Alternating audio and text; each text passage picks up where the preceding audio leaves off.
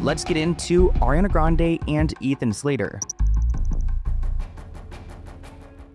Now, I know everyone's been paying attention to Ariana and Cynthia during this press tour, but if you pay attention to Ethan Slater, you'd get some interesting clues on how he's doing with Ariana. You guys know there were a bunch of rumors going viral that Ariana and Ethan weren't doing well and were possibly splitting up. But then we got confirmation from one of their teams right before Wicked for Good came out that they were doing well and that the rumors were untrue. And maybe they are doing okay. Maybe they're just trying to save this film. I mean, the press tour would have been even more awkward if they had broken up before. Like, could you imagine the kind of questions that Ethan would be getting? How does it feel to ruin your relationship with your high school sweetheart, that marriage, and leave your infant baby behind for Ariana? I would love to know how he would answer that. But every time Ariana Grande came up, he avoided her, and it got painfully awkward. What was it like working with your girlfriend every day? Well, I mean, our cast was incredible, and Ariana's brilliant, and Cynthia is remarkable. I mean, come on, guys. It's not too bad. He's doing better than Timothy does. You know, Timothy Chalamet won't even say Kylie Jenner's name, so at least he's saying that Ariana is brilliant. But it does seem like the word girlfriend and questions about their relationship kind of like stops him in his tracks. Somebody said they probably broke up since Ariana is dating Cynthia, which is not true because Cynthia is still with her longtime girlfriend. I'm conflicted because I feel like they could just be distancing for this premiere because of everything that happened during the last movie premiere, which would make sense. I'm sure they're both a little traumatized from all that media. Somebody said that he does not avoid talking about Ariana. He said that she's brilliant and the interview is about Wicked. They want the focus to be on the movie, not personal. There was one awkward moment on the red carpet because a reporter called out Ethan on his PR training because she couldn't get anything out of him. I say we should just keep this thing going. Ariana's about to go on tour. You gonna go? I mean, yes, certainly. Yeah. Somebody gave him media training. I love this guy. I don't know what you're talking about. I think it's pretty clear that he either doesn't want to talk about her for the movie or for some other reason. Oh, jump scare. One of them is her brother and the other one is her BF, which I actually see him around pretty often. Shout out to him. Somebody said, I fear that Ethan's the only professional one left. Somebody else said he's dating Frankie. Okay, fake news. She posted a story about his post with a heart on it. It made me rethink everything.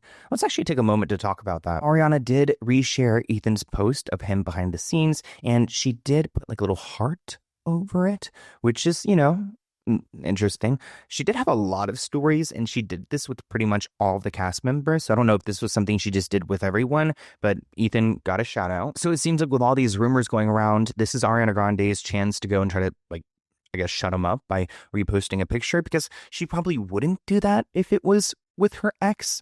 Unless maybe she would if it's for the movie. This is another post that she reshared at some point where she and Ethan are together. So it seems like she's trying to quiet down the rumors. Trisha Paytas was actually on the red carpet and tried to get some information out of Ethan, but she couldn't get anything either. Is there a person in your real life who has changed you for good that you would like to shout out? Oh my God, plenty. There are plenty of people.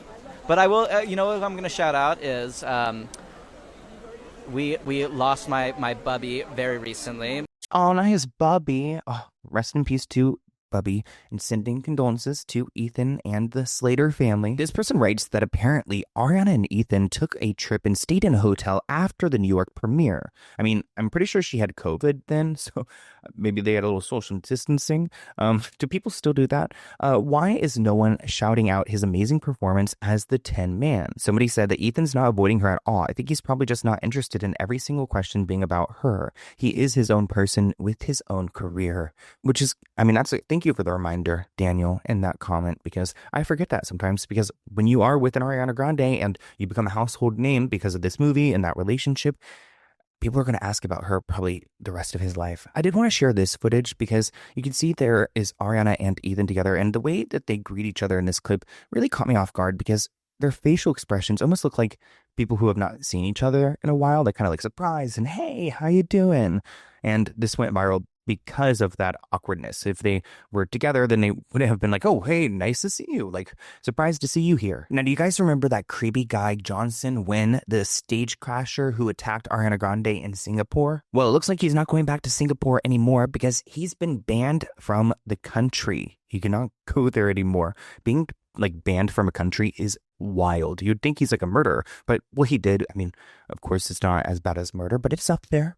Just kidding. Obviously, it's not. It was scary for Ariana Grande. It was assault, in my opinion, but it's not murder. But either way, if you assault someone in Singapore, then you're banned. Prosecutors called Johnson a serial intruder. The judge noted this was not his first time doing something like this. Maybe he saw one of my videos. But the judge said, quote, "You seem to be attention-seeking, thinking only of yourself and not the safety of others when committing these acts." Johnson did end up pleading guilty to the charge because how couldn't he? We have so much video evidence of it. And he spent his 9 days in jail before they sent him back to Australia. Does this sound familiar? Because this sounds very familiar to me. Yeah, the guy that jumped over the barricade at the Wicked for Good premiere is the same person that jumped on stage with The Weeknd and with Katy Perry. That video of him throwing his arms around Ariana Grande is so sickening to me, and he seems to be having a great time.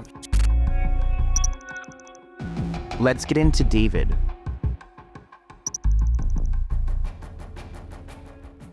Finally, David is starting to feel the heat because prosecutors are starting to figure out what he did to Celeste. What we know so far is that he took a trip to Santa Barbara in spring of this year, and investigators believe this is when he may have unalived Celeste and dismembered her body. Now, the medical examiner hasn't been able to figure out exactly what happened to Celeste. They cannot establish a cause because her body was chopped up and then frozen for a long time. It looks like she was decapitated. The torso was intact, but the limbs had been removed and cut into multiple pieces. Ew, I'm going to throw up. I'm so sorry that she had to go through this. We're told that all the body parts were partially frozen and had been thawing out while sitting in the trunk of David's Tesla. Remember, David's car had not been moved for several days, and this was back in like August, so it was hot here in LA. I remember when the body was recovered, it was super hot out. So I don't know how the medical examiner would receive it partially frozen. I'm assuming it was completely thawed in the vehicle. There's no way it could have been frozen at that point, but that's probably what disrupted their ability to figure out like what trauma the body had gone through. Celeste's body was in such bad condition, they did not know what her gender was. And now they're able to list her death as an apparent homicide, but they're still not able to determine exactly how she was unalived. But at least they're able to put the apparent homicide thing so they can go and pursue charges. For a second there, I was getting concerned that the LAPD would not list a cause of death. It would be deferred and David would be able to get away with it. I mean, he's had so much time since this all went down. I wonder what his plan is or where he is. Now, because people are talking about Celeste's body being frozen, they're starting to consider where she could have been frozen at. I mean, if her body was frozen for months, how did he store a chopped up little girl in a freezer without people noticing? Now, there are people going through some of his old rentals trying to figure out if these freezers even have the ability to fit the body in there. I mean, I can't imagine him casually just keeping his victim Celeste like in a freezer in the kitchen. There was a photograph of him with a portable kind of freezer, like a smaller freezer unit. This was in September of 2024. So maybe he had purchased like kind of like, you know, those garage kind of freezers, but it doesn't even appear to be that. This TikToker Matt has done a really good job of figuring out who David was aligned with during these time periods and what freezers he would have available to him. Morning guys, so last night I made a video talking about the freezer that is in the background of one of David's YT shorts from September of 2024. We were able to find out where this studio / residence is located and people who are associated and who have been in this residence / studio along with David. One of which is a producer that David has worked with in the past, Andrew Luce. This morning, Andrew sent me a message and he thankfully has provided clarity pertaining to the specific freezer in the background of one of David's videos. He says, "The latest video you posted of the freezer is from the entryway of my studio. My girlfriend had an obsession with Dippin' Dots, which need a very cold freezer to keep their shape, and I thought it would be a sweet and funny gift to get her a sub-zero fridge so that she could enjoy more Dippin' Dots." He says that there's no connection here. He said that prior to David filming this video with the freezer in the background, that freezer had been sitting there for about 6 months because that was a gift that he had given his girlfriend for Valentine's Day in 2024. He said that the freezer was purchased well before he and Brian Barnes ever even met David.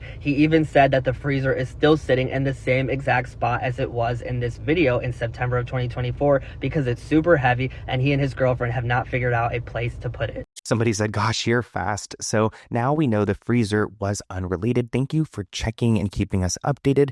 It's great that relevant people help you to clarify the facts. So this question can be answered and the search can go on in the correct direction. Don't we love when we get everything right, you know? Thank you, Matt, for the due diligence. So we know that David is a suspect. We know the police will be looking for him soon, I would think. I mean, if you consider the case between the grooming, the dismembering, the unaliving, the storing, the lies, I don't know why they don't go and get him up now. I mean, if he's already a suspect, why don't you just go and arrest him and question him? You guys may have heard that there's another Sloan on YouTube, Sloan Bella. Shout out to Sloan Bella. We love a fellow Sloan, and she does some predictions and work like that. I really think that her content is so great and entertaining. It's very fascinating to me because I don't understand. I'm not like a medium or psychic or anything like that, but she's got some super powers because in the past, she has been able to predict some things correct. And she made some interesting predictions in a video I wanted to share with you guys. Again, credit to Sloan Bella, but she predicted that Celeste's killing was like recorded and will be sold, which it sounds like, you know, what? Sounds kind of crazy. But she also says that David could possibly not be involved in her death. Again, I don't know what that means. That's when it kind of gets me into kind of conspiracy vibes where I'm like, wait, are we talking about sacrifice or something? Which at this point, I do think that David had a really dark and evil side to him. And maybe him unaliving her could have been some ritual thing. Her passing has been filmed and has been marketed. And the reason it's been marketed the way that it's been marketed and why they didn't want to find her, although placing her in her boyfriend's car is a bit really because it wasn't him that did that. There are 4 people involved in this. There is 1 female and 3 men. The reason that it's done like that is because it sets up the next game. Okay, so I think I've got this down. So the murder of Celeste, and they didn't get her, by the way. The murder of Celeste was and it wasn't an accident. It was a setup. But the murder of Celeste was a consciousness extraction. Getting her consciousness sounds so scary and sad and so disgusting how they took away this little girl's innocence. This comment reads, another psychic said it was filmed too. Somebody else said, no ma'am, I don't believe this. David is 100% involved. People have clearly been paid off. Somebody else said, I can't believe he had nothing to do with it. Evidence shows differently. And then finally, David still met Celeste when she was 11 years old and groomed her. He was a you-know-what, and they got into a relationship when she was 13. I believe it was sacrifice, and he knew. Thank you for watching this clip from the Let's Get Into It podcast. To view the full episode, visit the link listed below.